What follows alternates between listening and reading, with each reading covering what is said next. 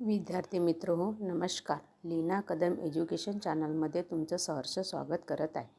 विद्यार्थी मित्र हो, आजच्या भागामध्ये आपण बघणार आहे अलंकार. अलंकार म्हणजे काय?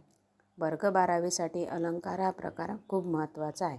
कारण बोर्ड पत्रिकेमध्ये अलंकाराचा प्रश्न 2 किंवा 4 मार्कासाठी विचारला जातो आणि अगदी सोपा प्रश्न असतो. जर तुम्हाला फक्त बारकाईने थोडंसं जर आपल्याला उपमेय आणि उपमान जर आपण चांगल्या प्रकारे समजून घेतले तर आपल्याला अलंकार ओळखणे खूप सोपे जाते. आणि अलंकार म्हणजे काय? तर अलंकार म्हणजे एक प्रकारचा एक दागिना माणसाच्या शरीराला शोभा आणण्यासाठी, त्याचप्रमाणे त्यांच्या शरीरात भर टाकण्यासाठी, ज्याप्रमाणे आपलं रूप खुलवण्यासाठी आपण मानवाचं सौंदर्य वाढवण्यासाठी आपण अलंकार म्हणजे दागिना घालतो.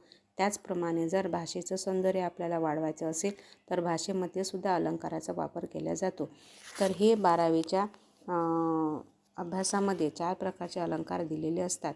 हे 4ही प्रकारचे अलंकार आपल्याला ओळखणे खूप सोपे जाते जर आपल्याला उपमेय आणि उपमान जर आपण ओळखू शकलो तर. आणि याआधी विद्यार्थी मित्रांनो, उपमेय आणि उपमानावर मी एक व्हिडिओ टाकलेला अगदी सोप्या पद्धतीने. त्यामध्ये मी तुम्हाला उपमेय आणि उपमान कसे ओळखायचे ते सांगितले आहे. पुन्हा एकदा सांगते, ज्याला उपमा देतात त्यास उपमेय म्हणतात आणि ज्याची उपमा देतात त्यास उपमान असे म्हणतात. विद्यार्थी मित्र, उपमेय आणि उपमान जर आपल्याला चांगल्या प्रकारे ओळखता आले तर अलंकार आपण सहज ओळखू शकतो. तर आपण वर्ग 12वीमध्ये सगळ्यात पहिला महत्त्वाचा अलंकार म्हणजे आपण बघणार आहोत अनन्वय अलंकार. आता हा अलंकार अनन्वय अलंकार खूप महत्त्वाचा आहे आणि आपण ओळखायला खूप सोपी अलंकार आहे हा. बघा, अनन्वय अलंकाराचं आपण उदाहरण पाहू. या आंब्यासारखा गोड आंबा हाच. वरील वाक्यात उपमेय आंबा आणि उपमानही आंबा आहे. आंब्याला आंब्याचीच उपमा दिली आहे म्हणून या ठिकाणी अनन्वय अलंकार होतो. जेव्हा उपमेयाला उपमेयाचीच उपमा देतात तेव्हा त्या ठिकाणी अलंकार म्हणजे उपमेय अनन्वय हा अलंकार होतो. लक्षात आलं विद्यार्थी मित्रांनो? अनन्वय अलंकार म्हणजे काय?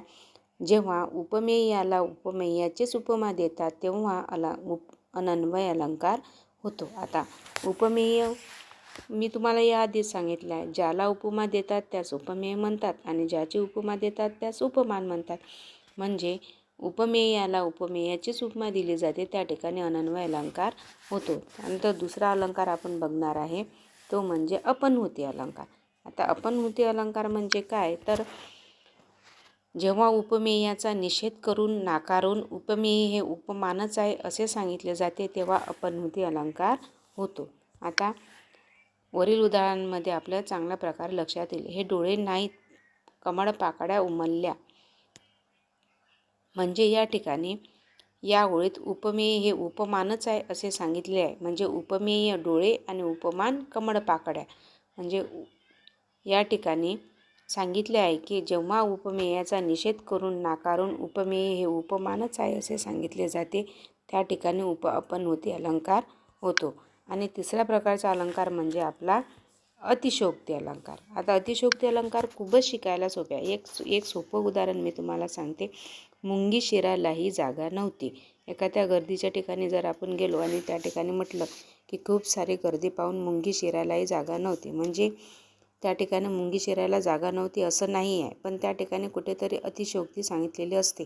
जसं आमचा टॉमी रात्री एवढ्या जोरात भुंकला की आकाश फाटले. आणि खरोखरच आकाश फाटणार आहे का? कोणत्या तरी शब्दामध्ये आपल्याला कुठेतरी अतिशयोक्ती दिसते म्हणून या ठिकाणी अतिशयोक्ती अलंकार होतो. जेव्हा एखादी गोष्ट कल्पना फुगवून सांगताना त्यातील असंभाव्यता स्पष्ट केलेली असते तेव्हा अतिशयोक्ती अलंकार होतो. म्हणजे अतिशयोक्ती काय? तर आमचा टॉमी रात्री एवढा जोरात भुंकला की आकाश फाटले. कुठेतरी अतिशयोक्ती आपल्याला दिसते. किंवा मुंगी शिरायलाही जागा नव्हती, कुठेतरी अतिशयोक्ती दिसते म्हणून या ठिकाणी हा अतिशयोक्ती अलंकार होतो असं आपण म्हणतो. म्हणून सगळ्यात महत्त्वाचा विषय म्हणजे 12वीच्या कृतीपत्रिकेमध्ये 2 किंवा 4 मार्कासाठी हा प्रश्न विचारला जातो. त्यामध्ये अनन्वय अलंकार, अपनहुती अलंकार, अतिशयोक्ती अलंकार आणि या ठिकाणी अर्थातरन्यास अलंकार. हे अलंकार जर आपण उपमेय आणि उपमान चांगल्या प्रकारे जर आपण समजून घेतले तर हे अलंकार ओळखायला आपल्याला खूप सोपी जातात. बघा, आपण या ठिकाणी 4 प्रकारचे अलंकार शिकलेलो आहे. विद्यार्थी मित्रांनो, जर तुम्हाला व्हिडिओ आवडला असेल तर लाईक, शेअर आणि सबस्क्राईब नक्की करा. कारण मी यापुढेही व्याकरणावर व्हिडिओ घेऊन येणार आहे आणि तो अगदी सोप्या पद्धतीने तुम्हाला समजून सांगणार आहे. माझ्या व्हिडिओला लाईक, शेअर, सबस्क्राईब नक्की करा विद्यार्थी मित्रांनो. मी तुम्हाला यानंतर व्याकरणामधील खूप सोपे बारकावे तुमच्यासमोर घेऊन येणार आहे.